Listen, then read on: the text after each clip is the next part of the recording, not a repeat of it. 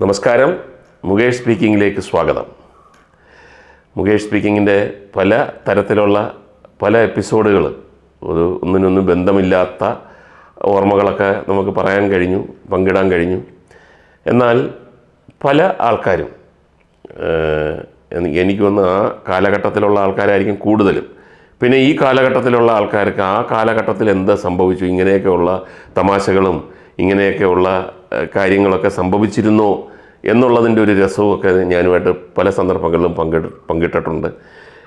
കൂടുതൽ ആൾക്കാർ എൻ്റെ അടുത്ത് പറഞ്ഞത്, സിനിമ കഥ അല്ലാന്ന് കരുതി കോളേജിൽ നടന്ന കാര്യങ്ങൾ വേണ്ടാന്ന് വെക്കരുത്.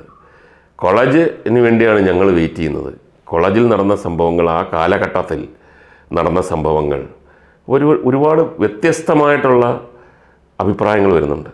ബാംഗ്ലൂരിൽ നിന്നും ഒരു വീട്ടമ്മ ഈ അടുത്ത സമയത്ത് എന്നെ വിളിച്ചിട്ട് പറഞ്ഞു, നിങ്ങളുടെ ഈ മുകേഷ് സ്പീക്കിംഗ് എന്ന് പറഞ്ഞ പരിപാടി തുടങ്ങിയില്ലായിരുന്നെങ്കിൽ ഞാൻ എന്താകുമെന്ന് എനിക്ക് അറിഞ്ഞൂടാ. ഞാനിപ്പോൾ ഒരു നിമിഷം പോലും എനിക്ക് ഫ്രീ ഇല്ല. എൻ്റെ ഭർത്താവും എൻ്റെ കുട്ടികളും എല്ലാം രാവിലെ പോകുമ്പോഴും ഇത് കേൾക്കുന്നു, വരുമ്പോഴും ഇത് തന്നെ കേട്ടുകൊണ്ടിരിക്കുന്നു. അവരെൻ്റെ കൂടെ കേൾക്കുന്നു. കാരണം എൻ്റെ നാട് മിസ് ചെയ്യുന്നില്ല, എൻ്റെ ആ കാലഘട്ടം മിസ് ചെയ്യുന്നില്ല. ആ കാലഘട്ടത്തിൽ ഞാനും ഉണ്ടായിരുന്നു, ഞാനും അതുവഴി നടന്നു പോയിരുന്നു എന്നൊക്കെ തോന്നുന്നു. അതൊക്കെ ഭയങ്കര സന്തോഷം തരുന്ന കാര്യങ്ങളാണ്. അപ്പോൾ ഇന്നത്തെ എപ്പിസോഡ് ആ കാലഘട്ടത്തിലേക്ക് ഒന്നുകൂടെ തിരിച്ചു പോയാൽ നന്നായിരിക്കും എന്ന് തോന്നി. എന്ന് മാത്രമല്ല, ആ കാലഘട്ടത്തിൽ എൻ്റെ കൂടെ ഉണ്ടായിരുന്ന ചിലർ, നീ ആ പെൺകുട്ടിയുടെ കഥയൊന്ന് പറയണേ, ഞങ്ങൾ 2-3 പ്രാവശ്യം അല്ലാതെ തന്നെ നിൻ്റെ വായിൽ നിന്ന് അത് കേട്ടിട്ടുണ്ട്, പക്ഷേ ഇതൊരു ഡോക്യുമെൻറ്റേഷനായിട്ട് എപ്പോൾ വേണമെങ്കിലും കേൾക്കണം, ഞങ്ങൾക്ക് അങ്ങനെ ഒന്ന് ഡോക്യുമെൻ്റ് ചെയ്യണം എന്ന് പറഞ്ഞപ്പോൾ എനിക്ക് സന്തോഷമാണ്. അപ്പം കഥ തുടങ്ങുന്നതെന്ന് പറഞ്ഞാൽ, ഓർമ്മ തുടങ്ങുന്നതെന്ന് പറഞ്ഞു കഴിഞ്ഞാൽ, ആ തരത്തിൽ ആ കാലഘട്ടത്തിൽ ഞാൻ പലപ്പോഴും പറഞ്ഞിട്ടുള്ളതാണ്, പെൺകുട്ടികൾ വേറെ ഇപ്പോഴത്തെ പോലെയല്ല, മിംഗ്ലിംഗ് ഇല്ല, സംസാരമില്ല. അത് ഒരു എഴുതി വെക്കാത്ത നിയമമായിരുന്നു. അങ്ങനെ ആകണം, അതാണ് നമ്മുടെ കീഴ്വഴക്കം, ശീലം, ചരിത്രം. നമ്മൾ അങ്ങനെ മിങ്കിൾ ചെയ്യാൻ പാടില്ല. ഇപ്പോൾ കോളേജിലൊക്കെ ഈ മിക്സഡ് കോളേജ് തന്നെ കുറച്ചേ ഉണ്ടായിരുന്നുള്ളൂ. വിമൻസ് കോളേജ് അന്ന് പറഞ്ഞിട്ട് ചേർക്കുന്ന ആൾക്കാരുണ്ടായിരുന്നു, രക്ഷകർത്താക്കളും നാട്ടുകാരും ഒക്കെ. വിമൻസ് കോളേജിലാണ് പഠിച്ചത്, മെൻസ് കോളേജിലാണ്, അവിടെ പെമ്പിള്ളേരൊന്നും ഇല്ല. ഇങ്ങനെയൊക്കെ ഒരു വലിയ ക്രെഡിറ്റായിട്ടൊക്കെ ഉണ്ടായിരുന്ന ഒരു കാലഘട്ടമാണ്. അപ്പം എപ്പോഴെങ്കിലും വെളിയിൽ വെച്ച് കാണുമ്പോൾ 24 മണിക്കൂർ ഞാൻ പറഞ്ഞിട്ടുണ്ട്, തമാശ ആസ്വദിക്കുവാനും കണ്ടെത്താനും ഉള്ള ഒരു ജാഗ്രത നമുക്ക് വേണം. എപ്പോഴാണ് എവിടുന്നാണ് ഒരു തമാശ പൊട്ടിപ്പുറപ്പെടുന്നത്, അതിൻ്റെ പുറകെ പോവുക. എന്നാൽ മാത്രമേ എത്രയോ കൊല്ലത്തിന് ശേഷവും എനിക്കിത് പറയാൻ പറ്റുന്നു എന്ന് പറഞ്ഞു കഴിഞ്ഞാൽ അത് മനസ്സിൽ കയറിയുണ്ട്. അല്ലെങ്കിൽ എത്രയോ ദിവസങ്ങൾ ഒന്നും സംഭവിക്കാതെ കോളേജിലും ടൂറിലും ഒക്കെ നടന്നിട്ടുണ്ട്. അതിനകത്ത് സംഭവിച്ച കാര്യങ്ങളാണ് നമ്മൾ മരണം വരെ കൊണ്ടുപോകുന്നത് നമ്മുടെ മനസ്സിൽ വെച്ചിട്ട്. അതാണ് നമുക്ക് ഷെയർ ചെയ്യാൻ പറ്റുന്നത്. അപ്പോൾ അങ്ങനെയുള്ള 1-2 കാര്യം, ഞാനൊരു ഗവേഷകനായിട്ടുള്ള ഒരു എപ്പിസോഡും ഞാൻ പറഞ്ഞിരുന്നു. ഞാനിങ്ങനെ കമൻ്റടിയിൽ, പഞ്ചാരടിയിൽ ഗവേഷണം നടത്തുന്ന ഒരു ശാസ്ത്രജ്ഞനാണ് ഞാൻ എന്ന് പറഞ്ഞിട്ടൊരു പെൺകുട്ടി ഞെട്ടി നിൽക്കുന്ന ഒരു കാഴ്ച അത് ഞാൻ വിവരിച്ചിട്ടുണ്ട്. അതേപോലെ ഗവേഷകരാകണം. അന്നത്തെ കാലത്ത് ആണുങ്ങളെല്ലാം അത് ആൺകുട്ടികൾ ഭയങ്കര ഇന്ന് നടന്ന സംഭവം എന്ന് പറയുമ്പോൾ അയാളായിട്ട് കണ്ടെത്തിയത്, അയാളായിട്ട് ഒബ്സർവ് ചെയ്തത്, അയാളായിട്ട് സൃഷ്ടിച്ചത്, അങ്ങനെയൊക്കെ ഉള്ള ഒരുപാട് കാര്യങ്ങൾ വരുന്നുണ്ട്. ഇപ്പോൾ ഉദാഹരണത്തിന് നമ്മുടെ കഥ തുടങ്ങുന്നതെന്ന് പറഞ്ഞാൽ, റോഡിൽ കൂടെ നടന്നു പോവുകയാണ്. ദൂരെ നിന്ന് 2 പെൺകുട്ടികൾ വരുന്നു. കോളേജിൽ പഠിക്കുന്നത് തന്നെ, വിമൻസ് കോളേജിൽ പഠിക്കുകയാണ്.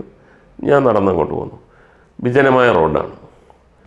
അപ്പം നമ്മൾ ആലോചിക്കുകയാണ്, എന്ത് ചെയ്യും? 2 പേരുണ്ട്, ഒരുപാട് ആൾക്കാരൊന്നുമില്ല. ഒരു ഓർമ്മ, ഇവരെ കൊണ്ട് നമ്മളെ മനസ്സിൽ എന്താണ് ഒരു ഓർമ്മ സൃഷ്ടിക്കാൻ പറ്റുന്നത്? എന്തെങ്കിലും കമൻ്റ് അടിച്ചു കഴിഞ്ഞാൽ കാര്യമില്ല, കളിയാക്കി കഴിഞ്ഞാലും കാര്യമില്ല, അവർ നോക്കത്തില്ല, അവർ തിരിഞ്ഞങ്ങ് പോകും. പിന്നെ എന്താണ് ഇവരെ കൊണ്ട് സംസാരിപ്പിക്കുക, അല്ലെങ്കിൽ ഇവരെ ഒന്ന് പെടുത്തുക, തമാശ രൂപത്തിൽ പെടുത്തിട്ട് ലാസ്റ്റിൽ ഇവരെ അത് പെട്ടതാണ് എന്ന് മനസ്സിലാക്കുമ്പോൾ ഉള്ള ഒരു തമാശയും സന്തോഷം. അടുത്തടുത്ത് വരുന്നു, ഐഡിയാസ് ഒന്നും വരുന്നില്ല. പെട്ടെന്ന് ഒരൈഡിയ, ഒത്താലൊത്ത്. അപ്പം ഞാൻ ഇവിടെ അല്ല, അയ്യോ, ഒരു അങ്കലാപ്പ്. അപ്പോൾ ആ പെൺകുട്ടികൾ ശ്രദ്ധിച്ചു. എന്നാലും അങ്ങനെ ശ്രദ്ധിച്ചങ്ങ് നിൽക്കാനോ അല്ലെങ്കിൽ സ്ഥിരമായി നോക്കാനോ അവർ തയ്യാറല്ല. അപ്പം ഞാൻ എനിക്ക് വയ്യ, ഇത് രാവിലെ മുതൽ തുടങ്ങിയ എന്താ ചെയ്യുന്നത്? അപ്പോൾ ഒരു പെൺകുട്ടി ഇത്രയായപ്പോഴത്തേക്ക് ഒന്ന് നോക്കി. ഞാൻ പറഞ്ഞു, ഹലോ, അതെ, ഞാൻ എറണാകുളത്തു നിന്ന് വരുന്ന ഒരാളാണ്. പിന്നെ എനിക്ക് എൻ്റെ ഒരു കസിൻ സിസ്റ്റർ ഇവിടെ കാർമൽ ഹോസ്റ്റലിൽ താമസമുണ്ട്. ഇവിടെ ആന്ന് പറഞ്ഞു, കാർമൽ ഹോസ്റ്റലിൽ കാണുന്നില്ല. ഞാൻ 3-4 പ്രാവശ്യം, എനിക്ക് തിരിച്ചു പോകാൻ ട്രെയിനും സമയമായി. അത്യാവശ്യമായിട്ട് ഒരു കാര്യം പറഞ്ഞിട്ട് ഒരു സാധനം കൊടുക്കണം. പിള്ളേരെ നിന്ന് അത് പെർഫോമൻസാണ്. ഒരാളുടെ ദയനീയ അവസ്ഥ മാത്രമേ ഇവരെ നിർത്തത്തുള്ളൂ. അപ്പോൾ ഇവർ പറഞ്ഞു, അയ്യോ അതേ, സ്ഥലം അറിഞ്ഞുകൂടാത്തത് കൊണ്ടാണ്. ഇത് ഈ റോഡിൻ്റെ തുടക്കത്തിലാണ്, കുറച്ച് അകത്തോട്ട് കയറണം. ഗേറ്റ് ഇങ്ങനെ പൂട്ടിയിരിക്കുന്നുണ്ട്, അകത്താണ് board, Carmel hostel, women's hostel എന്ന് പറഞ്ഞ് എഴുതി വെച്ചിട്ടുണ്ട്. ഇത്ര പ്രാവശ്യം അങ്ങോട്ടും ഇങ്ങോട്ടും പോയി അതിൻ്റെ മുമ്പിൽ കൂടെ. അയ്യോ, ഞങ്ങൾ അവിടെയാണ് താമസിക്കുന്നത്. നമ്മൾ വന്ന ആരാണ് കൂടെ, ആരാണ്, ഏത് പെൺകുട്ടിയാണ്? ഞാൻ പറഞ്ഞത് പ്രീ ഡിഗ്രിക്ക് പഠിക്കുന്ന ഒരു കുട്ടിയാണ്. ഞാനത് പറഞ്ഞോളൂ. നിങ്ങൾ അങ്ങോട്ട് പോകാമെന്നോ? അതെ, എന്നാൽ പിന്നെ ഞാനിവിടെ വരാം. വന്നോളൂ. ഞാൻ പറഞ്ഞു, അയ്യോ, ഞാൻ എറണാകുളത്താണേ, എറണാകുളത്ത് മഹാരാജാസ് കോളേജിൽ പഠിക്കുകയാണ്. അത്യാവശ്യമായിട്ടുള്ളൊരു കാര്യത്തിന് വേണ്ടിയാണ് വന്നത്. പക്ഷേ എന്തായാലും നിങ്ങൾ പിന്നെ ദേവതകളാണ് കേട്ടോ, ദേവതകൾ. കാര്യം നിങ്ങൾ എന്നെ രക്ഷിച്ചു. ഉണ്ടെങ്കിൽ ഇവർ അതൊന്നും സാരമില്ല, ഞങ്ങൾ അതിപ്പോൾ ഒരാളൊരു വഴിതെറ്റി പോകുന്ന ഒരു കടമ ചെയ്തെന്നല്ലേ ഉള്ളൂ. അവിടെ കഥ തീർന്നു എന്ന് വിചാരിക്കരുത്. അപ്പോഴാണ് നമ്മൾ യഥാർത്ഥ നമ്മളായി മാറുന്നത്. എക്സ്ക്യൂസ് മീ, ഞാനിവിടെ എസ് എൻ കോളേജിൽ പഠിക്കുകയാണ്. എൻ്റെ വീട് വള്ളവിനാണ്. അവിടെ നിന്ന് എല്ലാ ദിവസവും ഇതുവഴിയാണ് പോകുന്നത്. നിങ്ങളെ ആദ്യമായിട്ട് കാണുന്നതാണ്. അപ്പം ഞാൻ ഒന്ന് ടെസ്റ്റ് ചെയ്താണ്. നിങ്ങളുടെ സൗണ്ട് എനിക്കൊന്ന് അറിയണം. നിങ്ങളൊന്നും സൗണ്ട് കാണുന്നില്ല, നല്ല സൗണ്ടാണ്. പാടിയാൽ എന്താണ് കുഴപ്പം? ഈ എസ് ജാനകിയുടെയൊക്കെ സൗണ്ട് തോറ്റുപോകും. രണ്ടുപേരുടെയും സൗണ്ട്. നിങ്ങളൊരു കാര്യം ചെയ്യും, ഒരു പാട്ട് പാട്. എന്താ? നമ്മളല്ല, ഇത് ഒരു സൗണ്ട് ടെസ്റ്റിംഗ് ആണ്. ഞാനൊരു കലാകാരനാണ്. ഞാനിങ്ങനെ ഒരു പാട്ടുകാരി അന്വേഷിച്ച് നടക്കുകയാണ് രാവിലെ മുതൽ. മറ്റേതൊക്കെ വിട്, കാർമൽ ഹോസ്റ്റലൊക്കെ വിട്. എൻ്റെ വീട് കാർമൽ ഹോസ്റ്റലിൻ്റെ ബാക്കിലായിട്ട് വരും. അപ്പം ഇത് നല്ല സൗണ്ടാണ്. വാടി എന്ന് പറഞ്ഞിട്ട് ഒറ്റ ഓട്ടം. സംതൃപ്തിയായി നമുക്ക്. കാര്യം കുറച്ച് സമയം നമ്മളുടെ ആക്ടിങ് എത്രമാത്രം ഇവരുടെ മുമ്പിൽ ചെയ്യാൻ പറ്റും, എത്രമാത്രം അത് വിജയിക്കും, അവസാനം അവരുടെ ഒരു ഷോക്കും ഇവർ ഏതൊക്കെ സ്ഥലത്ത് പറയും. അപ്പം നമ്മളെ പേര് അറിഞ്ഞൂടാ, ഒരുത്തൻ എന്നായിരിക്കും. എങ്കിൽ ആ ഒരുത്തൻ, അജ്ഞാതനായിട്ട് നിൽക്കുന്ന ഒരുത്തൻ ഞാനാണ്. അത് എൻ്റെ ആക്ടിങ് കൊണ്ട് അങ്ങനെ ഒരു കോമഡി ഉണ്ടാക്കി എന്ന് പറഞ്ഞ് ഞാൻ ധന്യനാണ്. അടുത്ത ഒരു തമാശ എന്ന് പറഞ്ഞു കഴിഞ്ഞാൽ, ഇതൊക്കെ നമ്മൾ ചുമ്മാ റോഡിൽ കൂടെ നടന്നു പോയിട്ട് കിട്ടത്തില്ല കേട്ടോ, വീട്ടിലിരുന്നാലും കിട്ടത്തില്ല. ഞങ്ങളുടെ വിമൻസ് കോളേജിൻ്റെ മുമ്പിലുള്ള ഒരു റോഡ്, ആ റോഡ് തന്നെ നേരെ വന്ന് കർബല ജംഗ്ഷൻ കഴിഞ്ഞ് ഫാത്തിമ കോളേജിലോട്ട് പോകും. അപ്പോൾ 2 കോളേജിലെയും കുട്ടികൾ അതുവഴിയാണ് പോകുന്നതും വരുന്നതും ഒക്കെ. എപ്പോഴും രാവിലെയും വൈകുന്നേരവും ഭയങ്കര ട്രാഫിക്കും കുട്ടികൾ മുഴുക്കം നടന്നു പോകുന്ന ഒരു സ്ഥലമാണ്. അപ്പം നമ്മൾ പല സന്ദർഭങ്ങളിലും ആ എസ് എൻ കോളേജിൻ്റെ എസ് എൻ ട്രസ്റ്റിൻ്റെ ആ റോഡിൽ കൂടെ കഴിഞ്ഞിട്ട് മെയിൻ റോഡിലോട്ട് ഇറങ്ങി വിമൻസ് കോളേജിൻ്റെ മുമ്പിൽ കൂടെ അങ്ങോട്ട് ഫാത്തിമ കോളേജിൻ്റെ മുമ്പിൽ കൂടെ അങ്ങോട്ട്, ഇങ്ങനെയൊക്കെ സാധാരണ ഞങ്ങൾ ഇങ്ങനെ സഞ്ചരിക്കുന്ന പിന്നെ ആൾക്കാരിങ്ങനെ പോകാറുണ്ട് കോമഡി അന്വേഷിച്ച്. അപ്പോൾ ഒരു ദിവസം നമ്മൾ എസ് എൻ ട്രസ്റ്റിൻ്റെ അവിടെ ഇങ്ങനെ നിൽക്കുകയാണ്. അപ്പോൾ റോഡിൽ കൂടെ പോകുന്നവരെ കാണാം, ദൂരെ നിന്ന് ഇങ്ങനെ വരുന്നത് കാണാം. അപ്പോൾ കർബല ജംഗ്ഷനിൽ നിന്ന് ഇങ്ങനെ വരുന്നു 2 പെൺകുട്ടികൾ, സോഫിയ ആൻഡ് സോഫിയയുടെ സിസ്റ്റർ. സോഫിയയുടെ സിസ്റ്ററിൻ്റെ പേര് ഇതിലായിട്ട് നമുക്ക് അറിഞ്ഞൂടാ. സോഫിയ സിസ്റ്റർ ഇങ്ങനെയാണ് പറയുന്നത്. സോഫിയ സിസ്റ്ററും വരുന്നു. സിസ്റ്റർ പേരെന്തോ ആരോ ഇതിലായിട്ട് പുറത്ത് വന്നു. സോഫിയയുടെ പേരറിയും. 2 പേരും വളരെ സുന്ദരികളാണ്. ഫാത്തിമ കോളേജിൽ എന്തോ ഡിഗ്രി ഫൈനൽ ഇയറൊക്കെ പഠിക്കുന്നതാണ്. ഫൈലൊക്കെ ഉണ്ട്. അപ്പം ഇവർ ഒരു ദിവസം എന്തോ അവർക്ക് ലാസ്റ്റ് അവർ കാണത്തില്ലായിരിക്കും, 3 മണി കഴിഞ്ഞ് ഇവർ സിസ്റ്ററും 2 സിസ്റ്റേഴ്സും ഒന്നിച്ചാണ് പോകുന്നത്. നടന്നാണ് കുറച്ച് പിന്നെ എസ് എൻ കോളേജും കഴിഞ്ഞിട്ടുള്ളൊരു സ്ഥലത്താണ് നടന്നു വരുന്നു. അപ്പം ആരോ പറഞ്ഞു, സോഫിയയും സിസ്റ്ററും വരുന്നുണ്ട്. നല്ല സാരിയൊക്കെയാണ് ഇരിക്കുന്നത്. രണ്ടുപേരും ഭയങ്കര പിന്നെ ഡ്രസ് കോൺഷ്യസ് ആണ്. അവിടെ നിന്നിട്ട് ഒന്ന് കണ്ടാച്ച് പോവാം. ശരി, അങ്ങോട്ട് നടന്ന് ഇപ്പം ഞങ്ങളിങ്ങനെ നടക്കുന്നു, സോഫിയയും സിസ്റ്ററും ഇങ്ങനെ നടക്കുന്നു.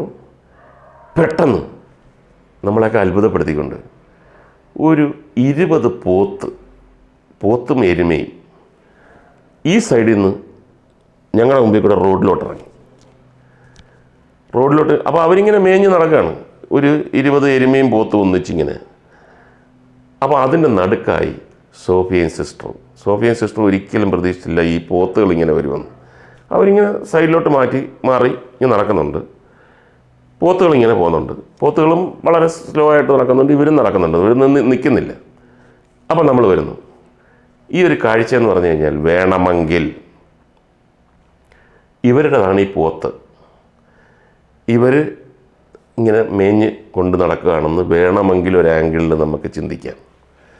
അപ്പം ഞാൻ ഈ പെൺകുട്ടികളെടുത്ത് എന്നെ കണ്ടപ്പോൾ വളരെ സീരിയസ് ആയി. ഞങ്ങളെല്ലാവരും ഉണ്ട്.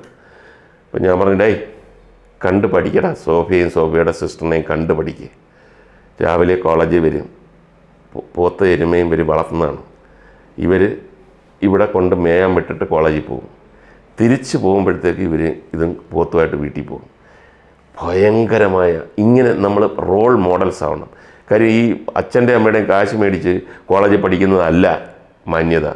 സ്വന്തമായിട്ടൊരു ബിസിനസ്. ഇപ്പോൾ ഇവർ എരുമയുടെയും പോത്തിൻ്റെയും ബിസിനസ് ചെയ്യുന്നു നമ്മൾ സ്വപ്നത്തിൽ വിചാരിച്ചു.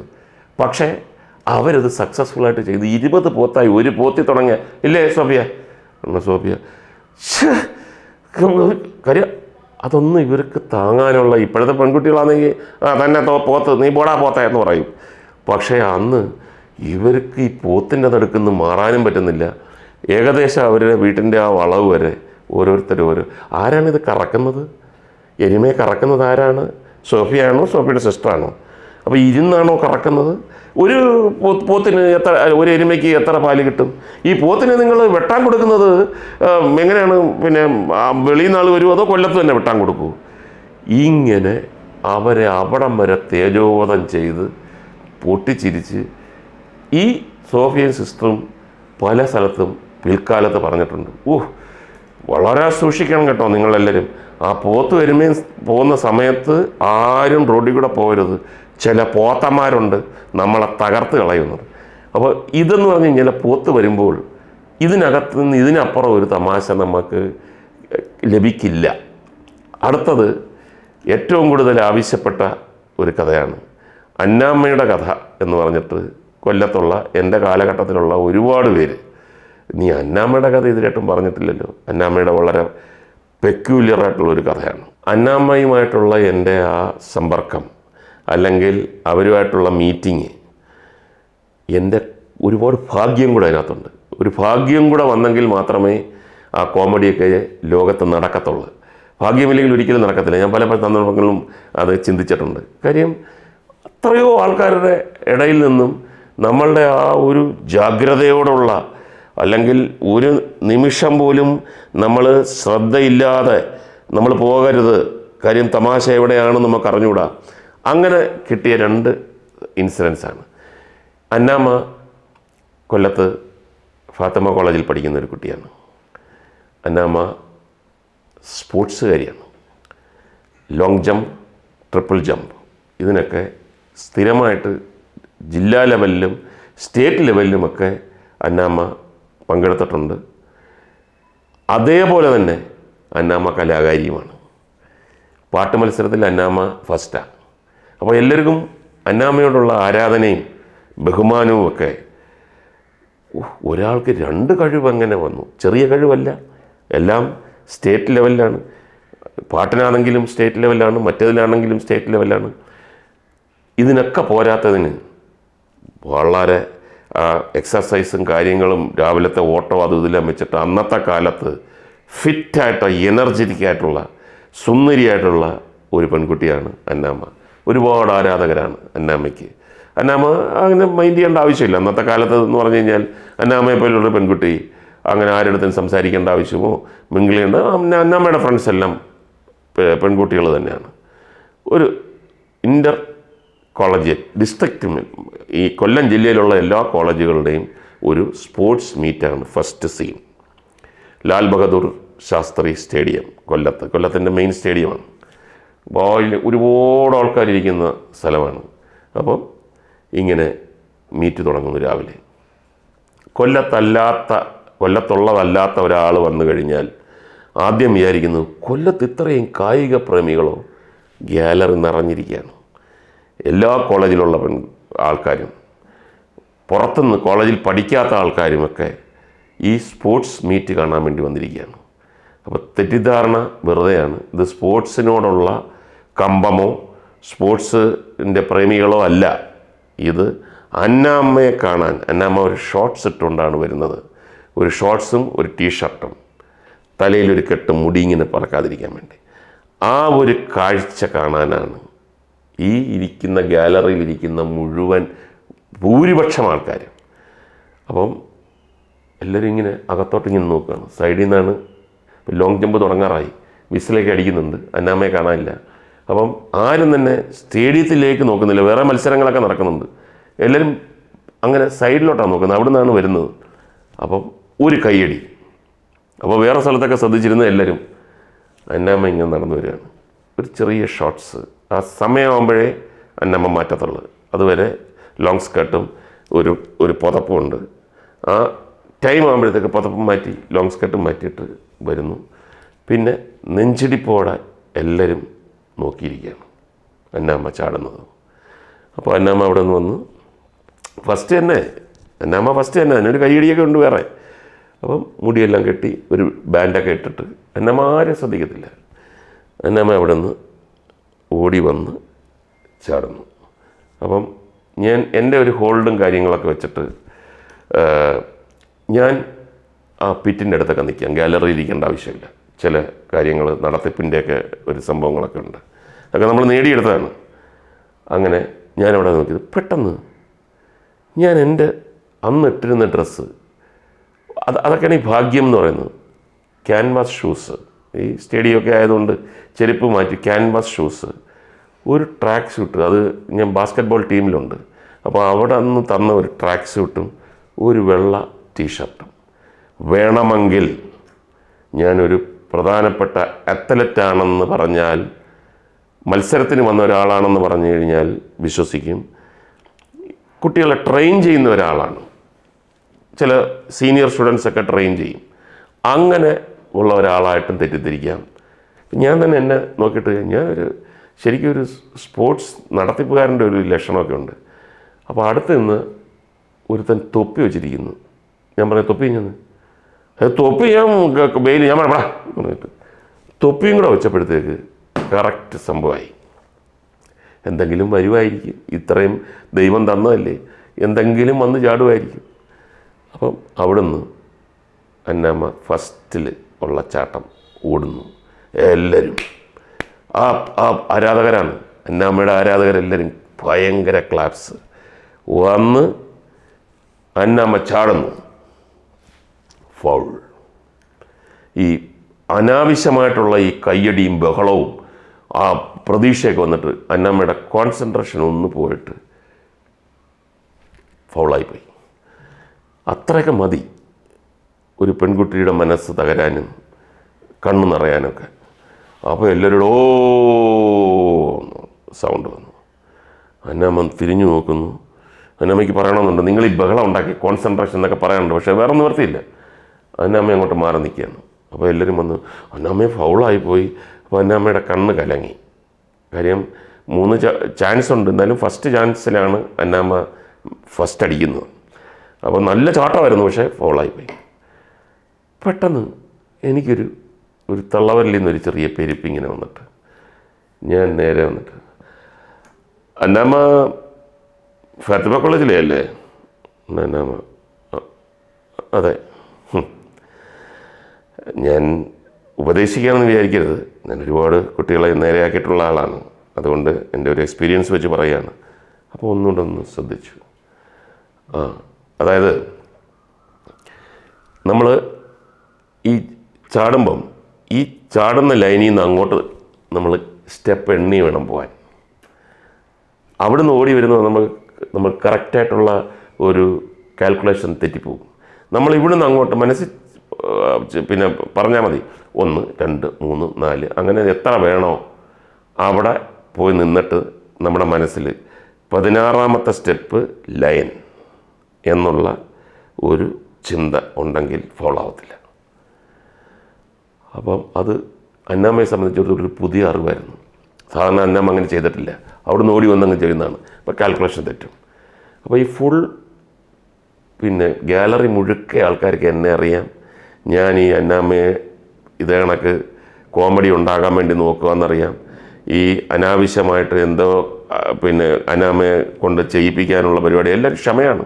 എല്ലാവരും ഒരു ബഹളം പോലും ഇല്ലാതെ ഇങ്ങനെ ഇതിൻ്റെ ഒരു ക്ലൈമാക്സിന് വേണ്ടി കാത്തു നിൽക്കുകയാണ്. എന്താണ് അന്നാമ്മയെ കൊണ്ട് ഇവൻ ചെയ്യിക്കാൻ പോകുന്നത്? അപ്പോൾ എല്ലാവരും പറഞ്ഞു, മുകേഷ് അന്നാമ്മയെ ഇങ്ങനെ എന്തോ പറയുന്നുണ്ട്, എന്തെങ്കിലും വരും. അപ്പം അത്രയും സഹകരണമാണ് എൻ്റെ അടുത്ത്. Annamma thank you sir. ഞാൻ പറഞ്ഞ അടുത്ത് ഇത് ഞാൻ എത്രയോ പേരെ റെക്ടിഫൈ ചെയ്തിട്ടുണ്ട് കുട്ടി. കാസർഗോഡ് മുതൽ എത്രയോ ജില്ലകൾ നമ്മൾ പാറശാല വരെ നമ്മളിത് ചെയ്തിട്ടുണ്ട്. അത് ചെയ്തു കഴിഞ്ഞാൽ പിന്നെയും തെറ്റുവാണെങ്കിൽ അടുത്ത ടിപ്പ് ഞാൻ പറഞ്ഞുതരാം. അതൊരിക്കലും പിന്നെ തെറ്റത്തില്ല. ഇയാളുടെ കാലിനൊരു ചെറിയ ഒരു മിസ്റ്റേക്ക് ഉണ്ട്. കാല് ചാടുമ്പം ഞാനത് ശ്രദ്ധിച്ചു. എന്ത് സാർ എൻ്റെ കാലിൽ? ഞാൻ പറഞ്ഞു നേരെ നിന്നേ. അപ്പോൾ അതുവരെ ആൾക്കാർ നേരെ നിൽക്കാൻ പറഞ്ഞു. ഞാൻ അടുത്ത് ചെന്നിട്ട് ഈ കാലിൻ്റെ മുട്ടിലിങ്ങനെ പിടിച്ച് നേരെ ഇങ്ങനെ വെച്ചിട്ട് ഇതാ സ്റ്റെപ്പ് എടുക്കുമ്പം ഇങ്ങനെ ഒന്ന് വിളിക്കും. അപ്പോൾ അന്നാമ്മയുടെ ബോഡിയിൽ ടച്ച് ചെയ്തിരിക്കുകയാണ്. അതും ഇത്രയും ആൾക്കാരെ മുമ്പിൽ വെച്ച്. ഇനി എന്ത് കോമഡി പ്രതീക്ഷിച്ചാണെങ്കിലും ശരി, അത് ഗാലറി സഹിച്ചില്ല. ഗാലറി ഒന്നടങ്കം ഒരു കൂവലങ്ങോട്ട് കൂവി. അപ്പോൾ അതുവരെ സീരിയസ് ആയിട്ട് നിന്ന് അന്നാമ്മ എൻ്റെ മുഖത്തോട്ട് നോക്കിയിട്ട് പൂവാലെന്ന് പറഞ്ഞിട്ട് ഒറ്റ ഓട്ടം കരഞ്ഞുണ്ട്. അപ്പം ഞാൻ ഗാലറി നോക്കിയിട്ട് എല്ലാം ബേളം വെച്ചിരിക്കും, ഇത്രയും പറ്റൂ എന്ന് പറഞ്ഞിട്ട്. അപ്പോൾ എല്ലാവരും പറഞ്ഞു അന്നാമ്മയ്ക്ക് നല്ല പണി കൊടുത്ത് അന്നാമ്മയുടെ കാലി പിടിച്ച് പോയി. സോഫ്റ്റ് കാലാണ്, മുട്ടൊക്കെ വളരെ സോഫ്റ്റാണ്. നമ്മൾ പ്രതീക്ഷിച്ച കണക്ക് ഒരു അത്ലറ്റിൻ്റേതായിട്ടുള്ളൊരു മസിലൊന്നും ഇല്ല കേട്ടോ. അങ്ങനെ ഞാൻ കത്തി കയറുകയാണ്. ഇപ്പോൾ ഇന്നത്തെ കാലം തന്നെ ആടിയപ്പോൾ എപ്പം കിട്ടിയെന്ന് ചോദിച്ചാൽ മതി. അങ്ങനെ അന്നാമ്മ എന്നെ ഞാൻ കാരണം അവിടെ വെച്ച് ചെറുതായിട്ട് പറ്റിക്കപ്പെട്ടു എന്ന് പറഞ്ഞാൽ എന്നെ ഒന്നും അത്രയ്ക്ക് അറിഞ്ഞുകൂടാ. എന്തായാലും ഇങ്ങനെയൊക്കെ കൂവുമ്പം പൂവാലിനായിരിക്കും എന്നുള്ളൊരു തോന്നലാണ്.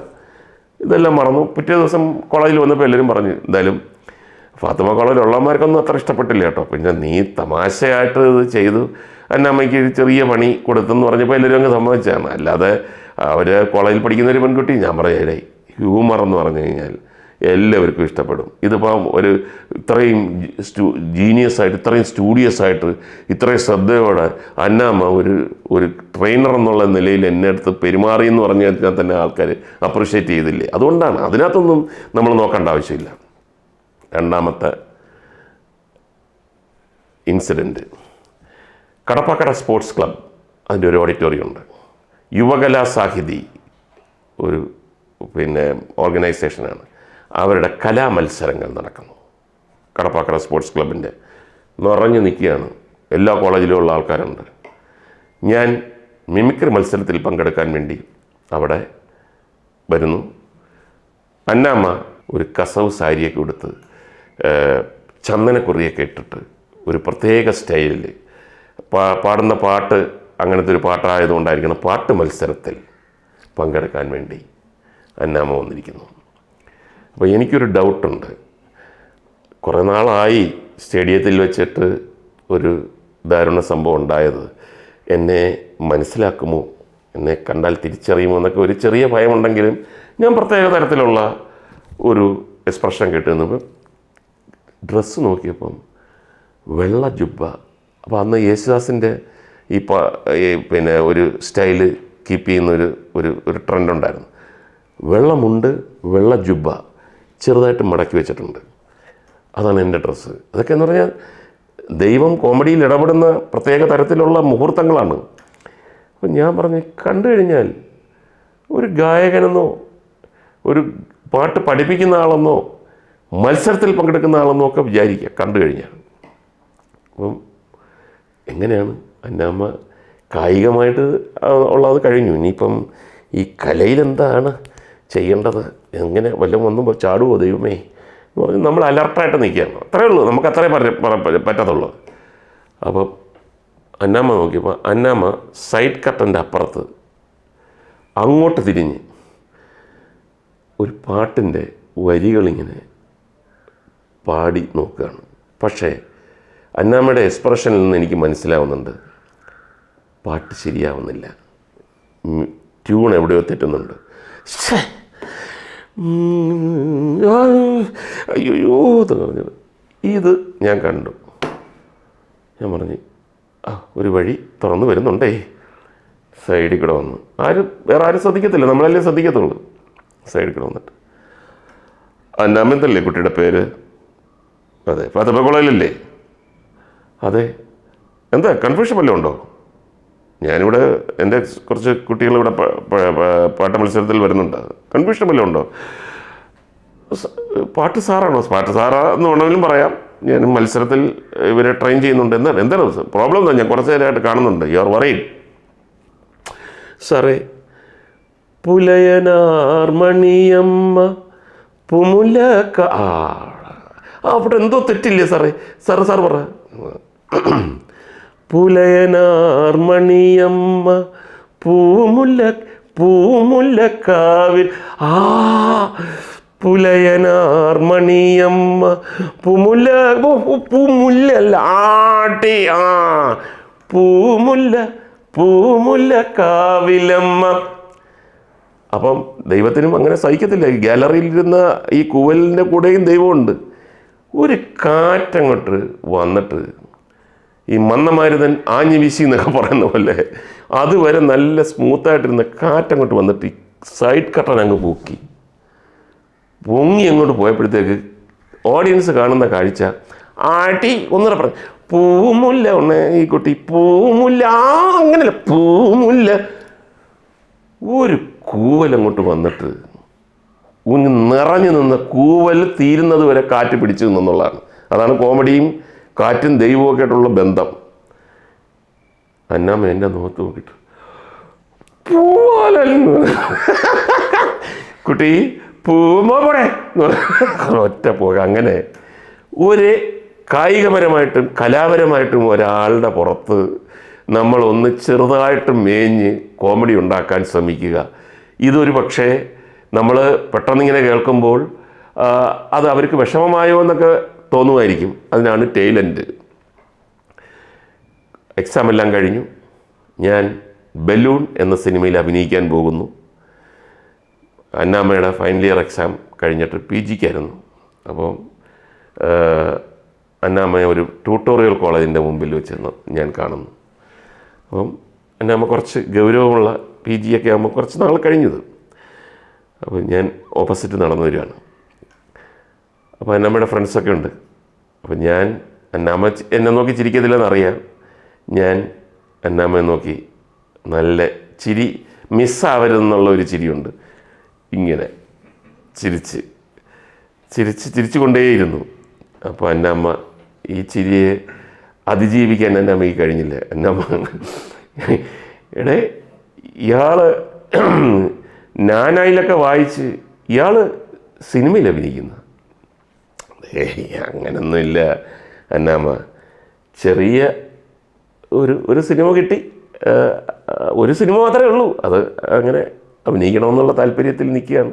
ഇതൊക്കെ ശരിയാകുമോ അഭിനയം നമുക്കറിഞ്ഞൂടാ.